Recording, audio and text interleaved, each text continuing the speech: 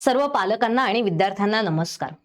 आजच्या व्हिडिओमध्ये आपण बघणार आहोत की टेस्ट सिरीज जी असते त्या टेस्ट सिरीजचं आपल्या आयुष्यामध्ये काय महत्त्व आहे किंवा टेस्ट सिरीज ज्यावेळेला आपण द्यायचे ठरवतो त्यावेळेला तिचे आपल्याला काय काय फायदे होतात. ठीक आहे, अभ्यास करताना कुठलीही परीक्षा ज्यावेळेला तुम्ही द्यायला जाताय त्यावेळेला तुम्हाला जर यशस्वी व्हायचं असेल तर त्या यशस्वी होण्यासाठी नक्की काय आवश्यक आहे हे सगळं आजच्या व्हिडिओमध्ये आपण बघणार आहोत. ठीक आहे, व्हिडिओ शेवटपर्यंत बघा नक्कीच, म्हणजे तुम्हाला लक्षात येईल की विद्यार्थ्यांना तुमचे जे कोणी पाल्य असतील, तुमचे जे कोणी लहान मुलं असतील तुमच्या आजूबाजूचे, त्यांना कमी मार्क का पडतायत याचं कारण तुम्हाला मी आजच्या व्हिडिओमध्ये सांगणार आहे आणि त्याच्यावरचं सोल्युशन सुद्धा मी तुम्हाला देणार आहे. ठीक आहे, तो सगळ्यात पहिले आपण समजून घेऊयात की विद्यार्थ्यांना काय काय समस्या येतात, कुठल्या कुठल्या समस्या ज्या आहेत त्या विद्यार्थ्यांना जाणवत असतात. सगळ्यात पहिलं म्हणजे काय, बरेच विद्यार्थी असे आपल्याकडे आहेत की जे भरपूर अभ्यास करतात. भरपूर अभ्यास करतात म्हणजे काय, ते भरपूर वाचन करतात, भरपूर त्यांचं प्रत्येक पुस्तक वाचलेलं असतं, लाईन बाय लाईन लक्षात असतं, पण तरी सुद्धा मार्क मिळत नाही. झालं पहिलं. त्याच्यानंतर ऐन एक्झामच्या वेळेला विद्यार्थ्यांना पेपर सोडवताना वेळ कमी पडतो. मग पेपर सोडवताना वेळ कमी पडतो म्हणजे काय होतं, समजा 100 प्रश्न असतील, शेवटच्या 10 प्रश्नांना वेळच उरला नाही किंवा शेवटच्या 5 प्रश्नांना वेळच उरला नाही. ठीक आहे, त्याच्यानंतर बऱ्याचदा काय होतं की प्रश्नांचं उत्तर माहिती असतं तरी सुद्धा ऐन एक्झाम मध्ये काहीतरी गडबड होते आणि उत्तर जे आहे ते उत्तर चुकतं. त्याच्यानंतर काय होतं विद्यार्थ्यांसोबत, तर परीक्षेची भीती वाटते. ऐन एक्झाम हॉलमध्ये बसल्यानंतर विद्यार्थ्यांना काय होतं, त्या एक्झामची भीती वाटते, त्यांच्या मनामध्ये अँझायटी येते, त्यांच्यावर प्रेशर येतं, भीती वाटते, दबाव येतो आणि याच्यामुळे ते जे मेंटली स्ट्रॉंग राहायला हवे तसे विद्यार्थी मेंटली स्ट्रॉंग राहत नाही. ठीक आहे, तर ह्या सगळ्या त्या विद्यार्थ्यांच्या मोठ्या मोठ्या समस्या आहेत. मग आता ह्या मोठ्या समस्यांवर आपल्याला आपण काय काय सोल्युशन्स काढतो, तर सगळ्यात पहिले आपण मुलांना सांगतो की बाबा रे वाचन कर. ठीक आहे, मग आपण मुलांना काहीतरी पुस्तकं आणून देतो आणि मग ते पुस्तकं बिचारे ते मुलं वाचत राहतात. बरोबर, मग असे मुलं खूप सारे वाचन करतात, खूप वाचन करतात. लेट्स से की एका परीक्षेसाठी त्यांनी 10-15 पुस्तकं वाचलीत. ठीक आहे, कसली परीक्षा आहे, अगदी लहान मुलांची परीक्षा आहे, शाळेतल्या परीक्षा आहेत, 10-15 पुस्तकं त्यांनी शाळेच्या परीक्षेसाठी वाचली, पण तरी सुद्धा त्याला लक्षात राहिलं नाही, विसरून गेला. का असं होतं, एकंदरीत जर आपण विद्यार्थ्यांचा ब्रेन बघितला, विद्यार्थ्यांचाच नाही ऍक्च्युली ह्युमन ब्रेनचा जर आपण विचार केला तर ह्युमन ब्रेन काय सांगतो की पर डे 10% जे काही आपण वाचलेलं आहे त्याचा डेफिसिट होतो. ठीक आहे, डेफिसिट म्हणजे काय, कमी होत आहे, 10% कमी होत आहे. मग 10% कमी होत आहे म्हणजे काय होतं, जर समजा मी आज 100 गोष्टी वाचल्यात, ठीक आहे, 100 गोष्टी जर मी आज वाचल्यात तर याच्यातनं 10% जे आहे ते उद्या कमी होणार आहे. म्हणजे मी आज रात्री झोपले, सकाळी उठले की मला लक्षात राहतील 90 गोष्टी.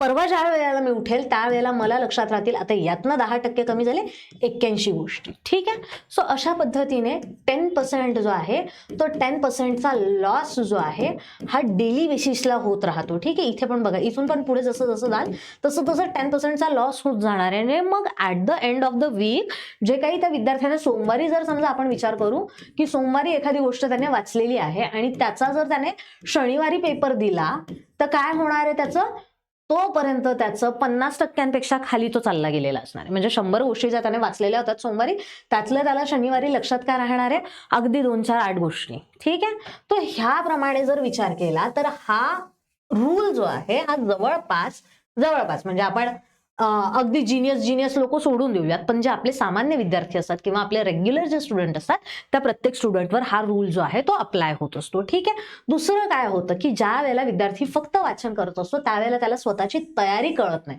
तयारी म्हणजे काय असा जर विचार केला आपण तर तुम्ही जोपर्यंत पेपर सोडवत नाही तोपर्यंत तुम्हाला कळणार कसं आहे की प्रश्न कुठल्या पद्धतीचे येत आहेत, तुमचं लिखाणाची प्रॅक्टिस आहे का, तुम्हाला तो प्रश्न सोडवायला किती वेळ लागणार आहे, ह्या सगळ्या गोष्टी ज्या आहेत या लक्षात येत नाही. त्याच्यानंतर काय होतं की परीक्षेच्या दबावाची सवय जी आहे ती विद्यार्थ्यांना फक्त वाचनाने लागत नाही. एक्झामच्या वेळेला जे प्रेशर येतं ना डोक्यावर ते फक्त एक्झाम मध्येच येतं. नुसतं वाचत राहिलं, खूप वाचलं म्हणजे तो विद्यार्थी दिवसातल्या 24 तासांपैकी 18 तास त्याने वाचन केलेलं आहे. ठीक आहे, पण काय होतंय, एक्झामची जी प्रिपरेशनच्या वेळेला जी वाचन करायची सवय आहे ना ती एक्झामच्या वेळेला नाही येणार. ठीक आहे, म्हणजे प्रिपरेशनचं प्रेशर वेगळं असतं आणि एक्झॅक्टली एक्झाम जे आहे त्या एक्झामचं जे काही प्रेशर आहे ते पूर्णपणे वेगळं असतं. ठीक आहे, तर ती दबावाची सवय जी आहे ती विद्यार्थ्यांना लागत नाही वाचनामुळे. त्याच्यामुळे फक्त वाचन जे आहे ते इम्पॉर्टंट नाहीये. म्हणजे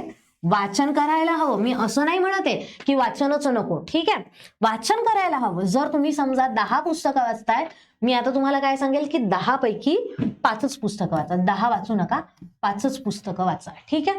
पण मग त्या 5 पुस्तकांसोबत काय करा, त्या 5 पुस्तकांची तुम्ही सारखी सारखी रिव्हिजन करा, ठीक आहे. 10 पुस्तकं वाचलेत तुम्ही, पण त्याच्याऐवजी तुम्ही इथे काय केलं, 5च वाचले, पण त्या 5 पुस्तकांची तुम्ही काय केली, रिव्हिजन केलेली आहे. मग जितक्या जास्त वेळा रिव्हिजन होईल तितकं जास्त त्या विद्यार्थ्याला चांगलं राहणार आहे, ठीक आहे. त्याच्यानंतर मग आता जर समजा आपण टेस्ट सिरीजचा विचार केला, रिव्हिजन म्हणजे काय, तर रिव्हिजन म्हणजे एकदा वाचलेलं पुन्हा वाचणं, ठीक आहे. पण मग ते पुन्हा वाचलं जरी तरी आपल्याला तयारी नाही लक्षात येणार आहे, ठीक आहे. ते वाचलेलं लक्षात राहील. मी जो तुम्हाला 10% रूल इथे सांगितला होता ना, हा विसरण्याचा जो रूल मी इथे सांगितला होता 10% वाला, तर 10% वाल्या रूल मधनं आपण बाहेर निघू, ठीक आहे. एकदा दोनदा रिव्हिजन केली की आपल्याला एखादी गोष्ट पक्की डोक्यात बसते, ठीक आहे. हे जे 5 पुस्तकं आहे, हे 5 पुस्तकं जर समजा एका विद्यार्थ्याने 3 वेळा वाचून घेतले तर त्याला ते 5 पुस्तकं तो विसरणार नाहीये, ठीक आहे. पण तरी सुद्धा त्याला त्याची तयारी जी आहे ती तयारी मात्र लक्षात येणार नाही. मग याच्यासाठी काय महत्वाचं असतं, तर टेस्ट सिरीज या महत्वाच्या असतात, ठीक आहे. मग ह्या ज्या टेस्ट सिरीज आहेत, या टेस्ट सिरीज कशा पद्धतीने काम करतात. काय होतं की एखादी गोष्ट आपण वाचतो, बरोबर. मग वाचल्यानंतर त्याच्यावर ऑन टाइम जो काही वेळ आहे, वेळ लावून आपण पेपर सॉल्व्ह करतो, ठीक आहे. पेपर सॉल्व्ह केल्यानंतर पहिला पेपर सॉल्व्ह केला, 100 मार्कांचा आपण एक कन्सिडर करूया. 100 मार्कांचा पेपर होता, पहिला सॉल्व्ह केला, त्याच्यामध्ये 50 बरोबर आले आणि 50 जे आहेत ते 50 चुकले, ठीक आहे. मग आता पहिल्या पेपरमध्ये जे 50 बरोबर आलेले होते ते तर आपल्याला येत आहेत, ठीक आहे. पण जे 50 चुकले होते ते आपल्याला माहित नाहीये. मग आपण काय केलं, परत दुसरा पेपर सॉल्व्ह केला. दुसऱ्या पेपरमध्ये आपण यांचा परत अभ्यास केला. याच्यामध्ये जे काही टॉपिक आपले चुकलेले होते त्या टॉपिक्सवर आपण पुन्हा अभ्यास केला, ठीक आहे. मग आपण काय झालं, इथे 60 बरोबर आले आणि 40 चुकले, ठीक आहे. मग आपल्याला लक्षात आलं की अरे 10 टॉपिक आपल्या अजून लक्षात आलेले पण हे 40 टॉपिक आपले बाकी आहेत. मग आपण परत तिसरी टेस्ट दिली, त्याच्यामध्ये आपले 70 बरोबर आले आणि 30 चुकले. काय झालंय, होतं काय, हळूहळू चुकीची संख्या कमी कमी होत जाते, बरोबरची संख्या वाढत वाढत जाते. असं करत करत जसं जेव्हा तुम्ही 5, 6, 7 टेस्ट द्याल ना, तोपर्यंत तुमचा जो आकडा आहे इकडे तुमचे 100 पैकी 100 बरोबर येणार आणि 0 उत्तर तुमची चुकणार आहे, ठीक आहे. ह्याला आपण म्हणतो टेस्ट सिरीज. काय करतोय आपण, एकाच पद्धतीचे जे काही प्रश्न आहेत किंवा एका स्पेसिफिक एक्झाम साठीचे जे काही टेस्ट आहेत त्या टेस्ट पुन्हा पुन्हा पुन्हा पुन्हा सोडवतो आहोत. सारखेच आहेत, काही वेगळे वेगळे प्रश्न येणार आहेत का, खूप. मला एक सांगा, गणिताचे प्रश्न आहेत, बेरीज वजाबाकी गुणाकार भागाकार, ह्याच्यावर जर तुम्हाला प्रश्न आहे, फक्त काय होतील, आकडे बदलणार आहेत, बरोबर आहे की. किंवा चला मराठीचा प्रश्न पेपर आहे, समानार्थी विरुद्धार्थी शब्द बदलणार आहेत, ठीक आहे. आज तुम्हाला चांगला सांगितलंय, पुढच्या वेळेला अतिशय चांगला सांगितलं जाईल, काहीतरी अशा पद्धतीने चेंजेस असणार आहेत.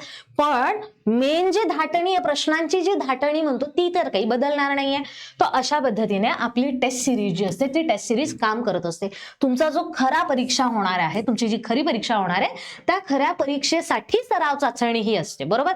याला मी एक एक्झाम्पल सांगते की आता आपण ज्या वेळेला गाडी घ्यायला जातो, ठीक आहे, 4 व्हीलर म्हणा किंवा बाईक म्हणा, ज्या वेळेला आपण विकत घ्यायला जातो त्यावेळेला आधी आपण काय करतो, त्या शोरूम मध्ये जातो, त्याची किंमत वगैरे विचारतो आणि नंतर आपण टेस्ट ड्राईव्ह घेऊन बघतो, बरोबर.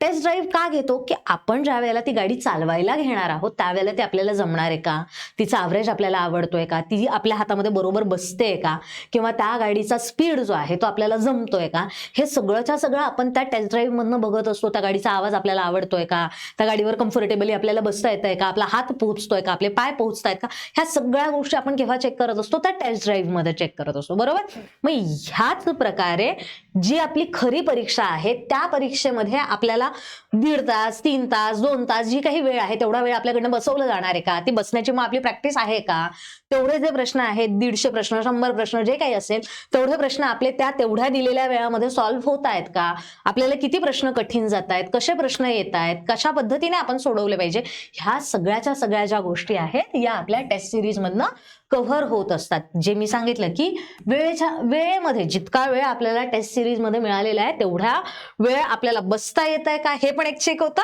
आणि दुसरं काय चेक होतं की तेवढ्या वेळामध्ये आपले जे काही प्रश्नांची संख्या आहे ती कव्हर होते का, ठीक आहे. आणि मग आपली जी तयारी झालेली आहे ह्या तयारीचं वास्तविक मूल्यमापन जे आहे ते आपल्याला आपलं स्वतःचं कळतं. फायनल एक्झाममध्ये काय होणार आहे, तुमचा फायनल रिझल्ट येणार आहे. तो रिझल्ट आल्यानंतर तिथे ओरडत बसण्यात काही अर्थ आहे का? अरे रे रे रे, मला तर हे सोडवायचंच राहून गेलं, हे तर मला येतच होतं, मला तर वेळच पुरला नाही. ह्या सगळ्या गोष्टी पेपरचा रिझल्ट आल्यानंतर बघण्यापेक्षा आधीच तयारी केलेली काय वाईट आहे ना. सो अशा पद्धतीने टेस्ट सिरीज ज्या आहेत त्या आपल्याला इम्पॉर्टंट असतात. अजून काय होतं तर आत्मविश्वास जो आहे तो आत्मविश्वास वाढतो. चांगले मार्क मिळाले की आपल्याला बरं वाटतं की अरे वा छान मार्क मिळालेत आपल्याला, मग अभ्यास करायला जास्त हुरूप येतो, बरोबर. त्याच्यानंतर आपला जो काही कठीण जाणारा विषय आहे, लेट्स से की आता मी माझा विचार जर केला, मला गणित कठीण जाते असं जर मी म्हटले, ठीक आहे, मला कुठला विषय कठीण जातोय हे मला लक्षात येणार आहे, बरोबर. मग त्या विषयाला मी जास्त वेळ देऊ शकेल. समजा आपण एक विचार केला की गणित आहे, दुसरा आहे लँग्वेजचा, ठीक आहे, तिसरा आहे समजा तुमचा हिस्ट्री आणि चौथा आहे जिओग्राफी. असे 4 विषयांचे पेपर मला द्यायचे, बरोबर. मला लक्षात आलं की माझं लँग्वेज एकदम 100 पैकी 100 बरोबर येत आहेत, हिस्ट्रीचे माझे 100 पैकी 95 बरोबर येत आहेत, जिओग्राफीचे माझे 98 बरोबर येत आहेत, पण गणिताचे मात्र माझे 50च बरोबर येत आहेत, बरोबर. मग आता मी वेळ देताना काय करेल, आता मी वेळ देताना ह्या तिघांना समजा दिवसातला याला अर्धा तास दिला, याला अर्धा तास दिला, याला अर्धा तास दिला आणि गणिताला मात्र मी दिवसातले 2 तास दिलेत. मग आता काय होईल, माझे हे जे 50 होते हे हळूहळू वाढत जातील, बरोबर प्रश्नांची संख्या माझी वाढत जाईल आणि कुठेतरी मी ऍटलिस्ट 80 ते 90 यापर्यंत तरी पोहोचण्याचा मी प्रयत्न करेल, बरोबर आहे. काय झालं इथे, तुम्ही वाढलात ना, चांगलंच झालंय ना, आयुष्यात वाईट झालंय का? नाही, ठीक आहे. कशामुळे झालंय हे, तर तुम्हाला लक्षात आलं की तुमचा कुठला विषय कठीण आहे, कुठल्या विषयाचे तुम्हाला जमत नाहीये आणि त्या पद्धतीने तुम्ही अभ्यास केला. तुमची अचूकता जी आहे ती अचूकता वाढते. अचूकता कशी वाढते मी तुम्हाला सांगितलं की पहिल्या ह्याच्यामध्ये 50 बरोबर आलेत, 50 चुकलेत. दुसऱ्या ह्याच्यामध्ये 60 बरोबर आलेत, 40 चुकलेत. तिसऱ्या ह्याच्यामध्ये 70 बरोबर आलेत, 30 चुकलेत. चौथ्या ह्याच्यामध्ये 80 बरोबर आलेत, 20 चुकलेत. अचूकता वाढत गेली ना. काय होतं, हळूहळू हळूहळू तुमचं चुकण्याचं प्रमाण कमी होत आहे आणि बरोबर येण्याचं प्रमाण वाढत जात आहे, ठीक आहे. वेळ व्यवस्थापन जे आहे ते वेळ व्यवस्थापन सुधारतं. मग काय होतं, हळूहळू आपल्याला लक्षात येतं की अरे हे कठीण प्रश्न आहेत, या प्रश्नांना आपल्याला सोडवायला वेळ जास्त लागतोय. मग त्या प्रश्नांना आपण त्या पद्धतीने ठेवतो. जे सोपे सोपे ते आपण आधी सोडवून घेतो, जे कठीण आहेत ते आपण नंतर सोडवतो. जेणेकरून काय होणार आहे, जेणेकरून आपल्याला आपली जी फायनल एक्झाम असेल त्या फायनल एक्झाम मध्ये लक्षात येईल हा कठीण प्रश्न आहे, हा आपण शेवटी सोडवूयात, कारण आपले सोपे शेवटी असणार आहेत. मग शेवटचे जे प्रश्न आहेत त्या आधी जर समजा आधी आपण कठीण सोडवून घेतला, कठीण सोडवायला समजा लेट्स से असं म्हणूयात आपण की कठीण प्रश्न सोडवायला लागले तुम्हाला 3 मिनिटं, ठीक आहे. एक कठीण प्रश्न सोडवायला तुम्हाला लागले 3 मिनिट, पण त्या 3 मिनिटांमध्ये तुमचे 4 सोपे प्रश्न होऊन गेलेले आहेत, 4 सोपे क्वेश्चन्स जे आहेत ते 3 मिनिटांमध्ये सॉल्व्ह होतात. मग तुम्ही काय करणार आहे, तो कठीण प्रश्न शेवटसाठी ठेवणार, सोपे प्रश्न आधी सोडवून घेणार, जेणेकरून मग शेवटचे जे वेळ असेल तुमच्याकडे त्या वेळेला तुम्हाला शांततेत ते कठीण प्रश्न सोडवता येणार आहे. ओके, अशा पद्धतीने तुमची वेळ व्यवस्थापन सुधारते. अभ्यास प्लस टेस्ट, अभ्यास म्हणा किंवा वाचन म्हणा, वाचन करून टेस्ट देणं म्हणजे तुमचं यश हातात मिळवणं 101% गॅरंटीड, ठीक आहे.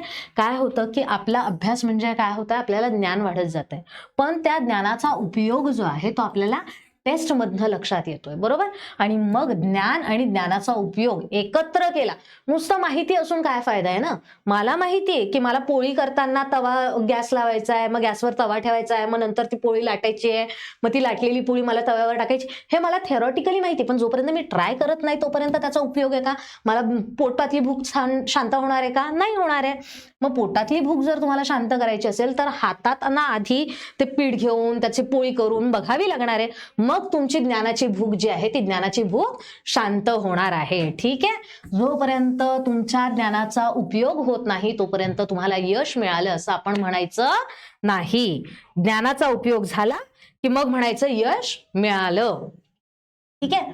मग आता जसं टेस्ट सिरीज देण्याचे फायदे आहेत तसे टेस्ट सिरीज न दिल्याचे तोटे सुद्धा आहेत. ठीक आहे, मग न दिल्यामुळे काय काय होतं, सगळ्यात पहिलं घाई होते. मी आता तुम्हाला थोड्या वेळापूर्वी टाइम मॅनेजमेंट सांगितलं की कशा पद्धतीने टाइम मॅनेजमेंट होतं. कठीण प्रश्न जे आहेत ते आपल्याला शेवटी सोडवायचे असतात, सोपे प्रश्न जे आहेत ते आपल्याला आधी सोडवायचे असतात. मग काही काही विद्यार्थ्यांचं काय होतं, ज्यांनी टेस्ट सिरीज कधीच दिलेली नसते किंवा ज्यांनी आधी सराव परीक्षा केलेलीच नसते, आधी कुठल्याच पद्धतीचा त्यांनी सराव केलेला नसतो प्रश्न सोडवण्याचा, त्यांचं काय होतं की एक्झामच्या वेळेला ऐन पेपरला बसलेले असताना त्यांना घाई होते. का घाई होते? कारण त्यांनी कठीण कठीण प्रश्न सुरुवातीला सोडून घेतलेले असतात. मग कठीण कठीण प्रश्न सुरुवात, लेट्स से 100 मार्कांचा पेपर आहे, 1 तास त्याला वेळ आहे. ठीक आहे, आता ह्या 100 मार्कांमध्ये पहिले 20 प्रश्न जे होते ना ते कठीण होते.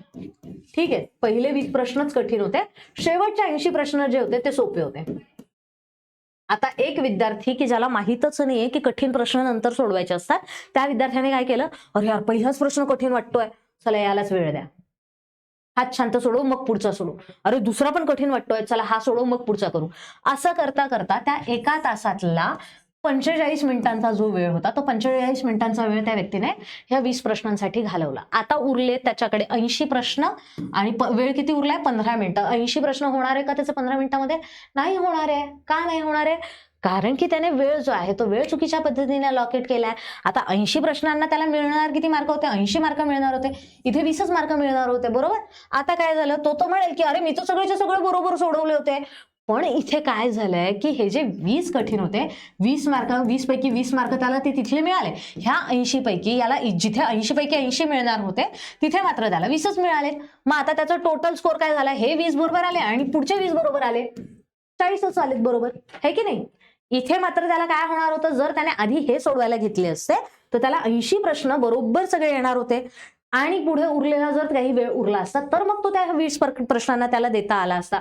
पण याच्यासाठी आपल्याला काय लागतं, प्रॅक्टिस लागते. प्रॅक्टिस कसली लागते, तर प्रश्न सोडवायची प्रॅक्टिस लागते. ठीक आहे, बऱ्याचदा काय होतं, सोपे सोपे प्रश्न चुकतात, प्रेशरमध्ये असतो व्यक्ती, त्याच्यामुळे सोपे प्रश्न चुकतात. ज्या वेळेला नेगेटिव्ह मार्किंग असते, बऱ्याचशा परीक्षा अशा असतात की ज्यांना नेगेटिव्ह मार्किंग असते, तर नेगेटिव्ह मार्किंग मध्ये नेगेटिव्ह मार्किंग वाढत जाते, चुकीचे प्रश्न जे असतात त्यांची संख्या जास्त होत जाते आणि मग त्याच्यामुळे बरोबर आलेल्यांपेक्षा चुकलेले जास्त असतात आणि मग नेगेटिव्ह मार्किंग वाढत जाते. ठीक आहे, आणि मग फायनल काय होतंय की तो जो रिझल्ट आहे तो रिझल्ट त्या व्यक्तीच्या अपेक्षेनुसार लागत नाही. मग रिझल्ट जर अपेक्षेनुसार लागला नाही तर त्याने जे 10 पुस्तकं वाचलेले होते त्याचा काही फायदा आहे का? नाही, मी तर म्हणेल नाहीये, काहीच नाहीये. त्या ज्ञानाचा 10 पुस्तकं वाचले होते, खूप सारं ज्ञान घेतलेलं होतं, पण त्याचा उपयोगच काही झालेला नाहीये आणि निकाल जो आहे तो निकाल खराब लागला. मग अशा वेळेला काय होणार असतं, त्या विद्यार्थ्यांना त्याचा फायदा होत नाही. ठीक आहे, मग नियमित जर समजा आपण टेस्ट देत राहिलो तर त्याच्याने आपला आत्मविश्वास वाढतो, सातत्याने सुधारणा होते. सगळ्यात महत्वाचं म्हणजे परीक्षेच्या वेळेला मनामध्ये निर्माण होणारी जी काही भीती आहे ती भीती कमी होते आणि परीक्षेसाठीची जी तयारी असते ती तयारी पूर्ण होत जाते. नियमित टेस्ट, चुका ओळखून सुधारणा आणि योग्य रणनीती, या 3 गोष्टी जर समजा त्या एखाद्या विद्यार्थ्यांनी केल्या तर त्या विद्यार्थ्याला 101% यश जे आहे ते यश मिळतं. आणि जे काही यशस्वी विद्यार्थी आहेत त्या यशस्वी विद्यार्थ्यांचं सिक्रेट जे आहे हे सिक्रेटच ह्या 3 गोष्टींमध्ये आहे. ठीक आहे, त्यांचं जे फायनल सिक्रेट आहे की अरे हेच करायचं, ह्या केल्यात, ह्या 3 गोष्टी जर फॉलो केल्यात तर ते पास पण होतात, ते मेरिटमध्ये पण येतात आणि त्यांना स्कॉलरशिप्स म्हणा किंवा वेगळ्या वेगळ्या जे काही त्यांचं टॉपर लोक जे आपण म्हणतो ना ते टॉपर लोक ह्या मार्गाने जात असतात. ठीक आहे, मग आता जर समजा तुम्हाला पण अशा पद्धतीने टॉपर व्हायचं असेल, तुम्हाला पण चांगले मार्क मिळवायचे असतील वेगळ्या वेगळ्या परीक्षांमध्ये, तर आता सध्यासाठी मी तुम्हाला सांगते, ह्या सगळ्या ज्या होत्या ह्या तर बेसिक टिप्स झाल्या. ठीक आहे, की ह्या टिप्स ह्या सगळ्यांसाठी होतात, असं कुठलाही विद्यार्थी नाहीये की ज्याला ह्या टिप्स फॉलो होत नाही. ठीक आहे, परंतु आता इथून पुढे मात्र मी जे सांगणार आहे ते स्पेसिफिकली काही विद्यार्थ्यांसाठी. कुठले विद्यार्थी, तर 5th आणि 8th स्टँडर्डचे जे काही स्कॉलरशिपचे विद्यार्थी आहेत, स्कॉलरशिप 5th आणि 8th स्टँडर्डचे जे काही स्कॉलरशिपचे विद्यार्थी आहेत त्या स्कॉलरशिपच्या विद्यार्थ्यांसाठी इग्नाइट पाठशालाकडनं आम्ही घेऊन आलेलो आहोत टेस्ट सिरीज. ठीक आहे, याच्यामध्ये आपली जी काही स्कॉलरशिपची एक्झाम असते त्याच्यातली त्या एक्झामच्या पॅटर्न प्रमाणे आपण ह्या टेस्ट सिरीज घेणार आहोत. आता तो पॅटर्न कसा असतो, पेपर 1 मध्ये असतात 75 प्रश्न आणि पेपर 2 मध्ये असतात 75 प्रश्न, आणि ह्या दोघांना वेळ कसा असतो, 1.5 तास प्रत्येकी, 1.5 तास याला पण आणि याला पण 1.5 तास, अशा पद्धतीने 1.5 तासाचा वेळ जो असतो तो ह्या पेपर्सला दिलेला असतो. ठीक आहे. तो मग आता 5वीच्या किती टेस्ट घेणार, 5वीच्या घेणार आहोत आम्ही 10 टेस्ट आणि 8वीच्या घेणार आहोत आम्ही 10 टेस्ट. त्याच्यामध्ये पण मग आता 5वीमध्ये आपल्याला 2 पेपर आहेत, पेपर 1 आणि पेपर 2. तर पेपर 1च्या 5 टेस्ट, पेपर 2च्या 5 टेस्ट. तसंच सेम 8वीच्या पण पेपर 1च्या 5 टेस्ट, पेपर 2च्या 5 टेस्ट. आपल्या ह्या ज्या टेस्ट आहेत या 25 जानेवारीपासून आपल्या सुरू झालेल्या आहे. आपण अल्टरनेट डेज टेस्ट देणार आहोत. आपल्या सगळ्याच्या सगळ्या टेस्ट एकाच वेळेला नाही टाकणार आहे. का नाही टाकणार आहे ते पण सांगते मी मला. काय होतं ना की बरेच विद्यार्थी असं करतात की मग एकाच वेळेला मिळालं ना मग सगळं आजच सोडून टाका. ठीक आहे. आपण काय करणार आहोत, आपण अल्टरनेट डेज मध्ये ह्या टेस्ट देणार आहोत. ठीक आहे. म्हणजे 25 तारखेला एक टेस्ट, नंतर एक टेस्ट, नंतर एक टेस्ट, असं करत करत 22 तारखेपर्यंत. आता ह्या 5वी आणि 8वीच्या ज्या एक्झाम्स आहेत ना स्कॉलरशिपच्या, यांची डेट आपल्याकडे आलेली आहे. यांची डेट काय आहे, तर यांची डेट आहे 22 फेब्रुवारी. बरोबर, 22 फेब्रुवारीला यांची एक्झाम आहे. मग 22 फेब्रुवारीची जी एक्झाम आहे तोपर्यंत आपल्या ह्या टेस्ट ज्या आहेत ह्या टेस्ट हळूहळू चालत राहणार आहे. तोपर्यंत विद्यार्थ्यांची जी तयारी आहे ती होत राहणार आहे. ठीक आहे. जेणेकरून काय होईल, मग आता पेपर 1चा समजा आज पेपर दिला तुम्ही, ठीक आहे, असं आपण गृहीत धरूयात की आज तुम्ही पेपर 1चा एक पेपर दिला. मग तुम्हाला त्याचं आन्सर की येईल, त्याचं सोल्युशन येईल. मग तुम्हाला ते चेक करता येईल की तुमचं काय काय चुका झाल्यात. मग पुढच्या वेळेला ज्या वेळेला तुम्ही परत पेपर 1ची टेस्ट द्यायला घ्याल त्यावेळेला तुम्ही तुमच्या त्या ज्या केलेल्या चुका आहेत त्या चुका करणार नाहीत, कारण की त्या चुका तुमच्या आता इथे मिस झालेल्या आहेत. बरोबर, तर लक्षात आलंय तुम्हाला की तुमचं इथे इथे चुकलेलं आहे. अशा पद्धतीने ह्या ज्या टेस्ट आहेत ह्या टेस्ट आपल्या होणार आहेत. ठीक आहे. सगळ्या टेस्ट ऑनलाईन आहेत, तुम्हाला कुठेही जायची गरज नाही. तुमच्या घरात मोबाईलवरनं तुम्ही टेस्ट देऊ शकतात आणि संपूर्ण अभ्यासक्रम जो आहे तो संपूर्ण अभ्यासक्रम या टेस्टमध्ये आपण कव्हर केलेला आहे. ठीक आहे. आता या टेस्ट सिरीजची जी फीज आहे ती फीज फक्त 99 रुपये, फक्त 99 रुपयाची फीज आहे.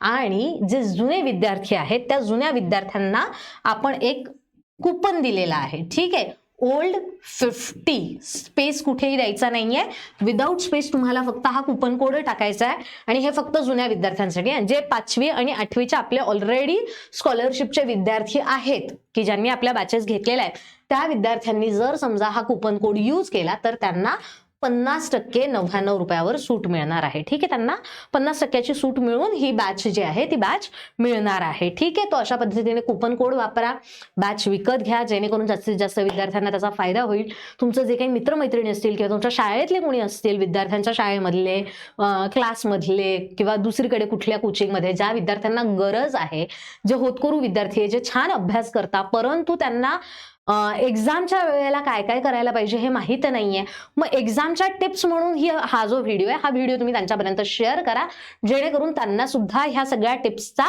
फायदा नक्कीच होईल. थँक्यू.